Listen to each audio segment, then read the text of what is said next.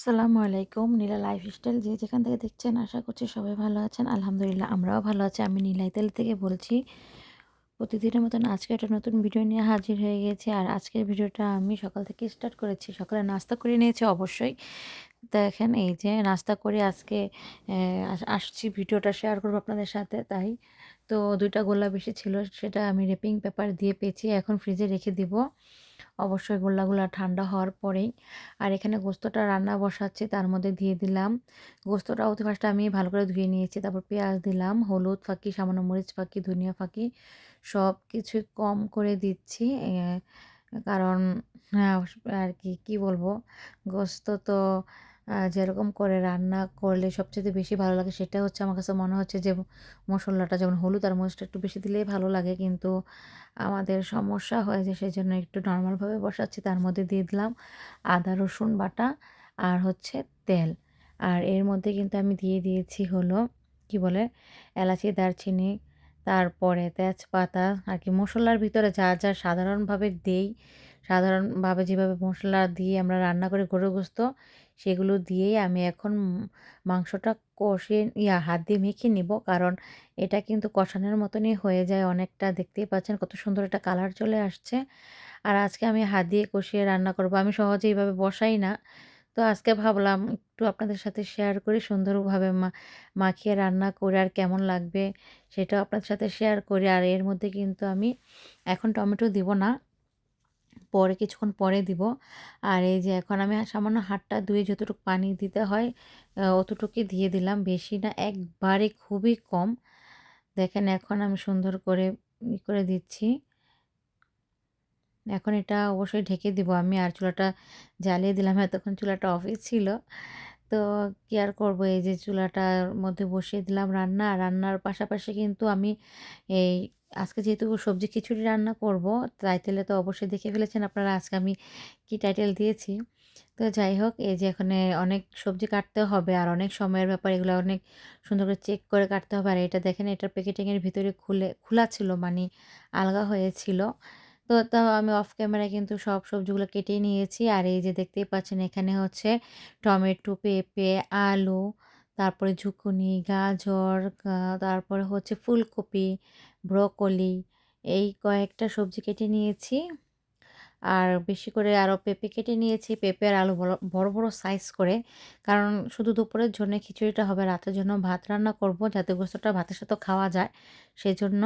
আর এই যে দেখেন কি সুন্দর লাগছে, এত সুন্দর সবজি এবার আমাদের নিয়ে আসছে আর কি। ভাবলাম যে আবহাওয়াটা যেহেতু খারাপ তাহলে সবজি খিচুড়ি রান্নাই করে ফেলি। সবসময় তো ভাতটাতেই খাচ্ছি, গোস্ত দিয়ে, মাছ দিয়ে, ভাজি দিয়ে যেকোনো একটা আইটেম করছি ওই কম আর বেশি। তো তারপরে তো খিচুড়ি রান্না করার জন্য আমি এগুলো নিয়ে নিয়েছি। তারপরে নিয়ে নিয়েছি মুগ ডাল। মুগ ডালটা আমি একটু ভেজে নেব, তাহলে একটু ঘ্রাণ হবে। আর কেন জানি না আমার মুগ ডালটা না একদমই গলে যায়, বুঝতেই পারি না কী জন্য এরকম হয়। তো আপনাদের যদি জানা থাকে অবশ্যই আমাকে কমেন্টসের মাধ্যমে জানিয়ে দিবেন। আর অবশ্যই আপনারা লাইক, কমেন্টস, সাবস্ক্রাইব করে আমার চ্যানেলের পাশে থেকে যাবেন। আমার চ্যানেলটা একটু বড় করতে সাহায্য করবেন। তো এই যে এখন আমি মুগ ডালটা ভেজে নিলাম। আর অনেক পড়েই যাচ্ছে বুঝতেছি না সবকিছু কেন পড়ে যাচ্ছে এরকম। আর এই যে এখানে দেখেন কড়াইটা বসিয়ে দিলাম, বড় সাইজের কড়াই। তার মধ্যে তেল আর পেঁয়াজ দিয়ে দিয়েছি ভাজার জন্য। একটু এই চুলাটা হচ্ছে একবারে একটু ছোট সাইজের, ঠিক আছে? সবচেয়ে বড় সাইজের চুলাটা যে পাশেরটা দেখাই যাচ্ছে ওই যে। তো ওটায় বসাই না, ওইটা দিয়ে অনেক কালি ওঠে সেজন্য। একটু ভাজার পরে দিয়ে দিলাম আ গরম মসলা গুলো, মানে এলাচি, দারচিনি, তেজপাতা, লবঙ্গ আর টমেটো দিয়ে দিয়েছি এর সাথে। কারণ টমেটোটা দিয়েই ভালো করে ভেজে নেব। কারণ টমেটোটা আমি চাচ্ছি যে আজকে খিচুড়ির সাথে একদম মিক্সড হয়ে যাবে গলে। খুবই ভালো লাগে টমেটো যদি মিশে যায়।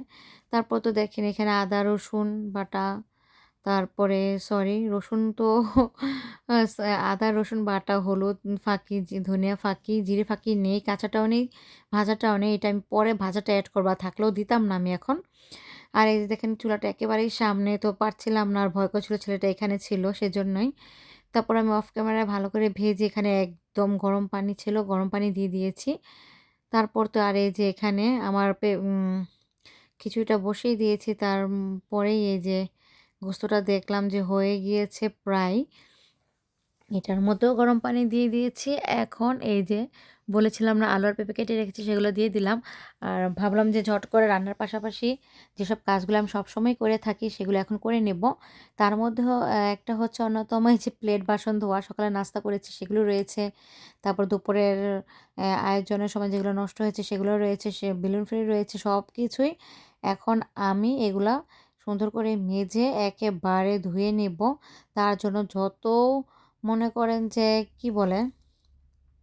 পরিশ্রম তো আর কম হয় না। যত সময় লাগুক, যত কিছু লাগুক আমি এই দুপুরের মধ্যেই এগুলা শেষ করার চেষ্টা করব। কারণ আছে না যে পারছি না, রেখে দিব, পরে করব। আমার নয়তো বিদেশ বাড়িতে না এগুলো একটা বিচ্ছিরি একটা দুর্গন্ধ বের হয়ে যায়।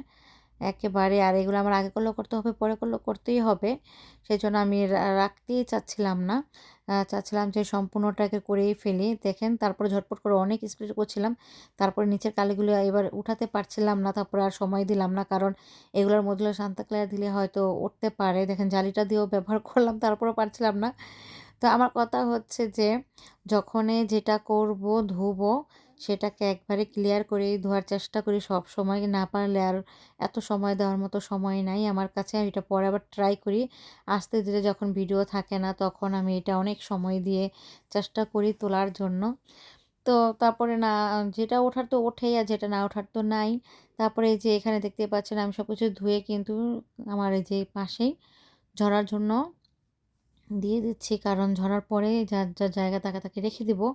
কারণ অনেক পানি থাকে। দেখা যাচ্ছে যে এগুলো তো হার্ডবোর্ডেরই হয় ক্যাবিনেটগুলা, নষ্ট হয়ে যায় আরকি বেশিরভাগই। পানি ঝরিয়ে রাখলেই ভালো, ঝরিয়ে মুছে। তো আমি মুছি না, ঝরিয়ে রেখে দেই। আর এই যে এখানে কত কিছু যে নষ্ট হয় ধারণার বাইরে। এই সোফার মধ্যে অনেক আরকি যা পরিষ্কার করেছি এটা দিয়ে মেজেছি সবগুলো গিয়ে বসে আছে। এখন এটাকে এভাবে বাইরায় মনে করেন যে সবগুলা বের করতে হবে। তারপর পানিটা ঝরিয়ে রেখে দিতে হবে। হয়ে গেল আমার ধোয়ার কাজ। আর বেসিনটা একটু সাধারণভাবে একটু সামান্য যেগুলো ময়লা হয়ে আছে সেগুলো একটু ক্লিন করে রাখবো। কারণ এগুলো তো চুলা যখন পরিষ্কার করব আমি আবার চারপাশগুলো পরিষ্কার করব তখন আবার নোংরা হবে। সেজন্য সাধারণভাবে একটু করে রাখলাম। আর এখান থেকে দেখছি যে আমার খিচুড়িটা পুড়া লেগে যাবে। এখন যদি আমি না আসি ঝটপট করে, তারপর তো চলে আসলাম। জিরাটা ভাজা, অনেক ভাজা জিরা দিয়েছি দেখতেই পেলেন। অনেক ভাজা জিরা দিয়েছি কারণ আমি আজকে এটা বাগার দেব না। বাগার ছাড়া খিচুড়ি এক টেস্ট। আর সবজির খিচুড়ি যেহেতু একদম ফ্রেশ, সব মশলা খুব কম দিয়েছি, জিরাটা একটু বেশি দিয়েছি। ভাজা জিরার ঘ্রাণ হবে, ধনেপাতা দিয়েছি, কাঁচামরিচগুলো আনামি দিয়েছিলাম। তারপরে এই যে এখন দেখেন আমার খিচুড়ির ফাইনাল লুক খুবই সুন্দর হয়েছিল। সবাই কিন্তু খেয়ে খুবই ভালো বলছে। আর এই যে আমার গরুর গোস্তটা পেঁপে আর আলু দিয়ে রান্না করেছিলাম। তো সব কাজে মোটামুটি কমপ্লিট করে ফেলেছি। শুধু চুলাটা ধোয়া বাকি আছে। আর এগুলা তো কমপ্লিটই গুছিয়েও রেখেছি আমি দেখেন। তারপরে তো খাওয়া-দাওয়া করে একটু রেস্ট নিচ্ছিলাম। নিয়ে দেখেন আমার ছেলে কি করেছে।